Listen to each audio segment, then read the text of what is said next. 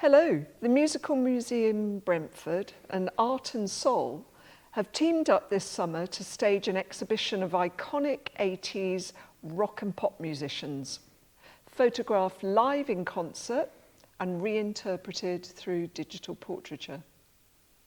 It unites Getty rock photographer Sol Naji with myself, Stella Tooth, a portrait artist specialising in performers. Part of the exhibition focuses on Sol's photos of Live Aid, which took place on this day, Thursday the 13th of July, 38 years ago. Live Aid was a worldwide rock concert organised to raise money for the relief of famine-stricken Africans. Today I asked Sol to share his memories with us of Live Aid. Sol, how did you get involved with Wembley concerts? We have to go back a long way for that. During the sort of late 70s, there were a number of issues at Wembley. Notably, the Stones, The Who and groups like that were just encouraging people to wreck the place, basically. Unfortunately, on one of those concerts, the licensing officer from the GLC just happened to be attending, was horrified and threatened to withdraw their license unless they got their act together. Wow. Now, I played rugby for Wasps during that period, and a guy called Dave Griffiths was the managing director of Wembley, but was also a member of Wasps Rugby Club. So he had this bright idea to take rugby players down there and sort the whole thing out. Well, as you can imagine, it was twice as bad. I mean, it was just a nightmare. So there was about 3 or 4 of us got together and said, look, give us 3 months and we'll see what we can do to actually stabilise the situation. And we established the block system that you know today. We had stewards at the top. We had security that was available should things go wrong. And we managed to calm the whole of Wembley down. And this worked. And I was there for 12 years. It seems ridiculous, but that was a large chunk of my life. And that was really the starting point for managing crowds for me. Wow. So what are your early recollections of when the Live Aid concert was announced then? Yeah, you have to remember that at this period, we knew who was coming to Wembley at least a year in advance, because these were global tours, European tours, or even if they're just UK tours, they had to pencil in, Wembley Arena, which was about nearly 12,000 people, or the stadium, which was around 80,000 people. So these were big operations, and you knew who was coming, when they were coming, the dates, etc. It's just interesting that if we take Live Aid specifically, that didn't really come into its own until probably 10 or 11 weeks beforehand. And the history behind that, Boy George was over in the arena. I remember it well because I've got a load of photographs of him while they're singing Do They Know It's Christmas, when they had an impromptu session with a number of the artists that featured on the LP. And Boy George was getting very excited afterwards and decided to say to Geldof, I think we should do a big stadium concert. And Geldof's response was, yeah, great. Ironically enough, when I was reading Melody Maker in, I think it was January 85, Geldof was there saying, Boy George thinks we should do a concert. If he wants to do one, fantastic. I'll pitch up and play. Then that got interpreted 2 months later to, we are doing a concert, and I think it's well documented that the approach that Bob Geldof took. But the leading promoter at the time was a guy called Harvey Goldsmith. Now, I knew Harvey pretty well. Actually, I saw him last year. And Harvey was in his office. Geldof walks in and wouldn't leave until he said he was going to promote the concert, in July. Can you imagine and this was 10 weeks beforehand. You don't do that. It's impossible. But I think Geldof was persuasive. Harvey relented and said, all right, I'll see what I can do. And said, OK, let's go ahead with it. The rest is history. It certainly is, yeah. Can you describe the build-up leading to the concert? I think from our perspective, you remember I'm managing crowds, and we used to regularly supply lots of stewards. If something like a stadium event, we'd have 400 stewards there or something like that. And that was quite normal, whether it's an FA Cup final or whether it was a pop concert, it was fairly regular. The challenge we had was that we had dire straits. We're doing a 13-week day run over in the arena, which coincided with obviously the date that the Live Aid concert was on. So we had a twin responsibility. So while that was on the Friday, I popped over to the stadium and I thought, well, I'd better go and have a look to see what's going on while they were setting up. And there's a guy called Andy Schweck, who is the Live Aid production manager. Now, he worked for Harvey Goldsmith. Andy was one of the most experienced producers in the world. I mean, this guy had produced everybody. And the other guy that was there was Mick Upton, good friend of mine. He was the godfather of crowd safety management, great guy. And I said to Andy, it's going to be all right, it's going to be a good concert. And he said, I hope so. Now, Andy Schweck doesn't say, I hope so. Andy Schweck, less than 24 hours before an event, has everything nailed. So I looked at him, I said, well, what do you mean, you hope so? So he turned around and said, well, let me tell you about some of our problems. He said, the stage, let's talk about the stage. The problem with the stage is they decided to have a revolving stage. Easy enough. Each of the sessions on Live Aid was billed to be about 20 minutes, roughly, give or take a few minutes. The trouble they had, setting up the other half of the stage, which you didn't see, took 30 minutes. So we had an immediate out of sync problem there.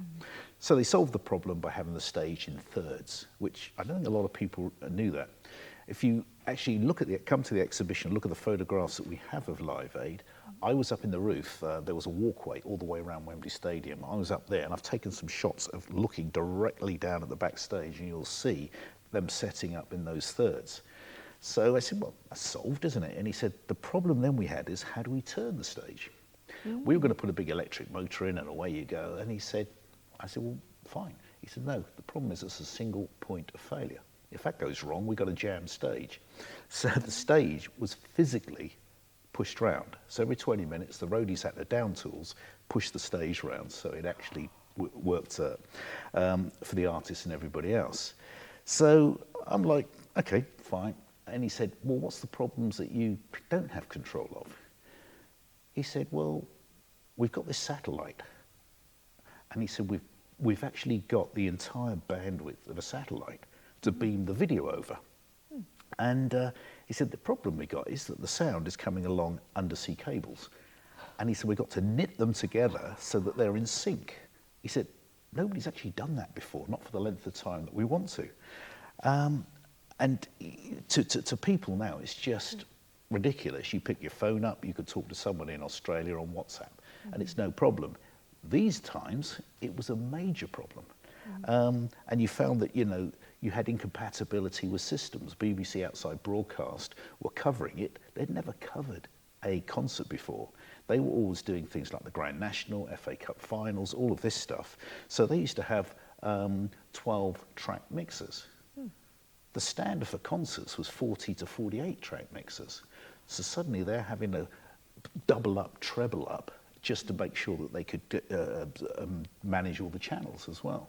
He just went on and on and on, and I just thought, Andy, do you really? So I understood his response then, There was a lot of variables with that particular concert that could go wrong.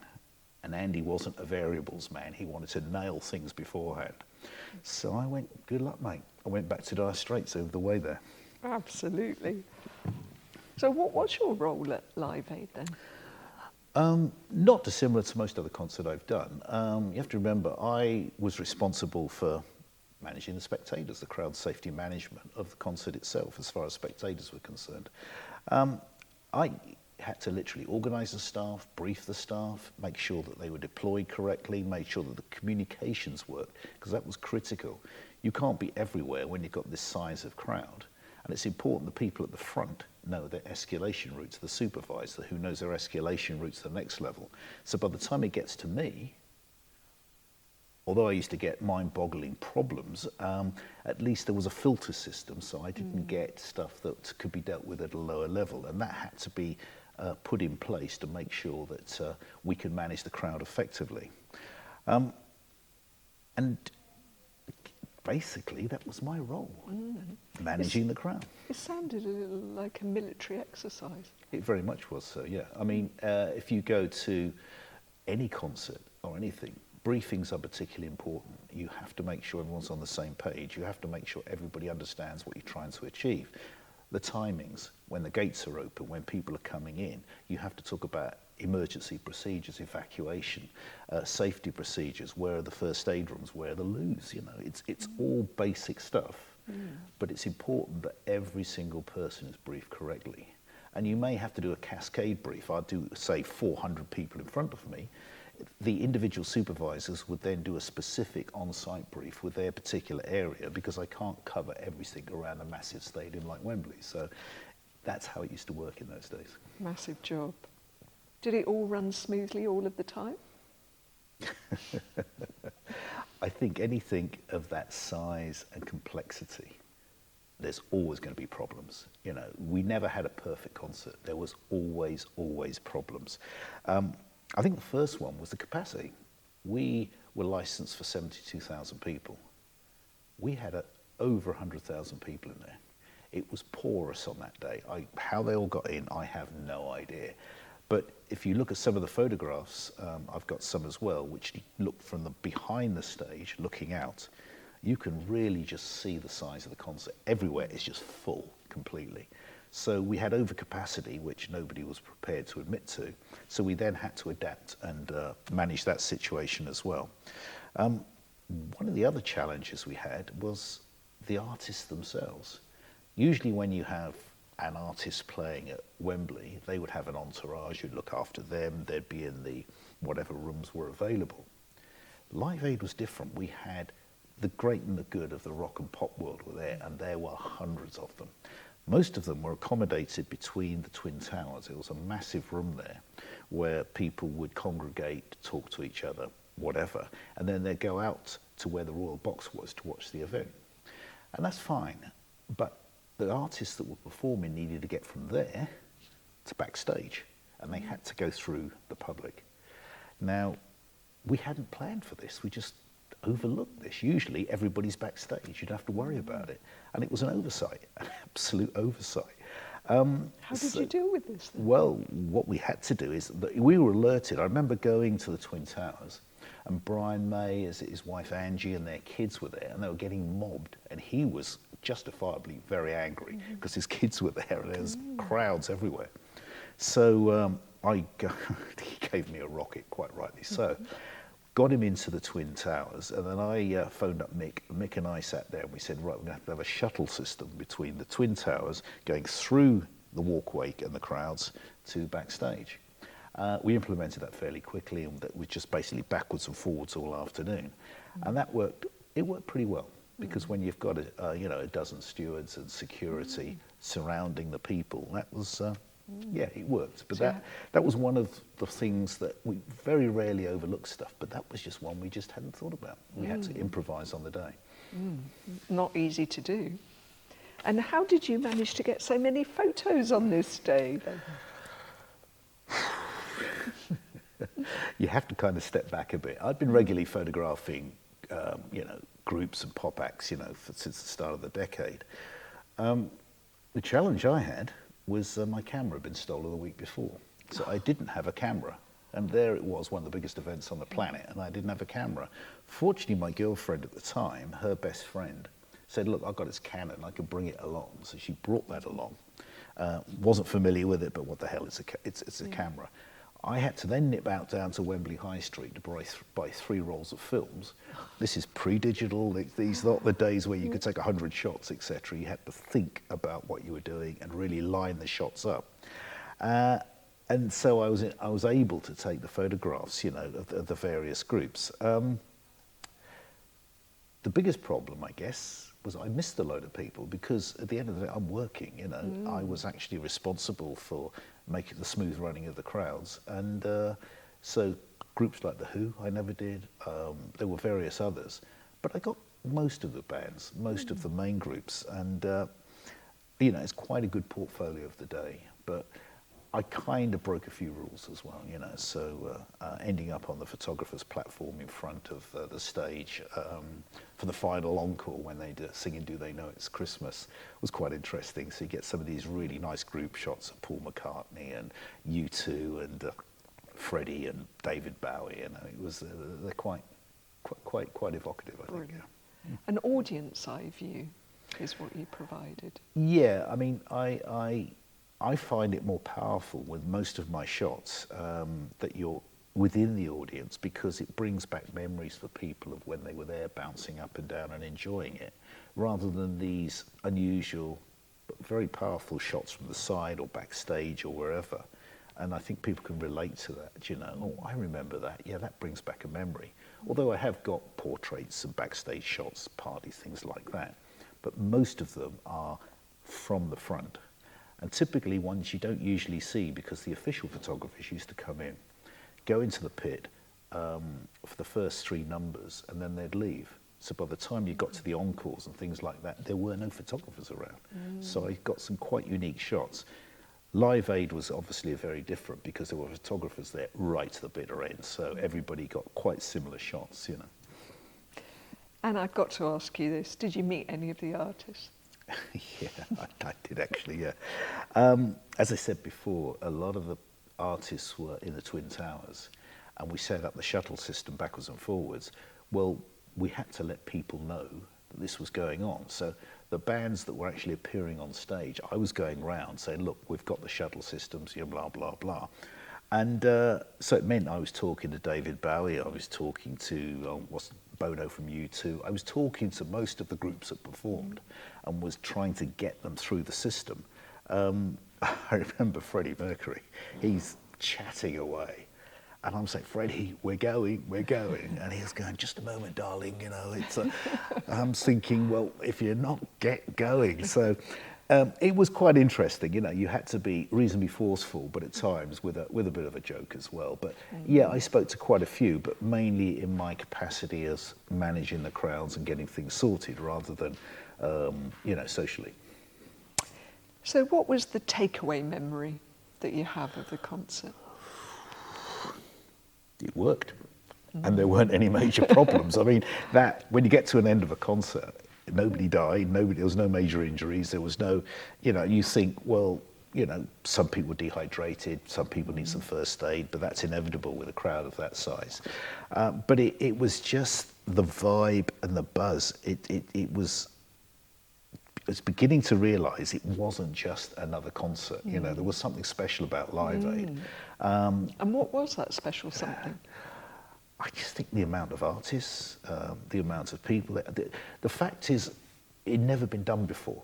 Nobody had that amount of artists in that short a space of time, and for it to run smoothly. The only glitch I remember was Paul McCartney's microphone. When he was singing Let It Be, it didn't work. And that's incredible when you think of the whole day.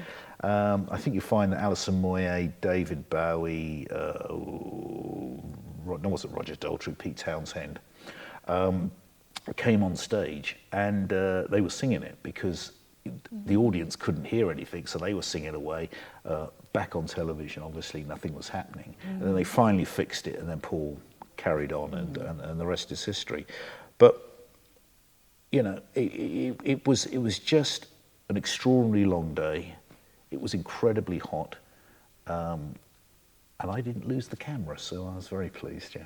Very good. Sol, it's been fantastic talking to you about this amazing, amazing concert. Thank you very much. So the side-by-side art and photos runs at the Musical Museum in Brentford until the 28th of August. Entry is free with a suggested donation of £5. And now a date for your diaries. Thursday the 17th of August at 7:30 p.m. here at the Musical Museum in Brentford. An evening with Sol, where he will expand on how he came to be involved in managing crowds and capturing hundreds of photographs of iconic 80s stars, some of which you will see in the exhibition. And he will take you behind the scenes of some of the decade's biggest concerts. For full details, see the Musical Museum website. Look forward to seeing you all. Thank you. Take care.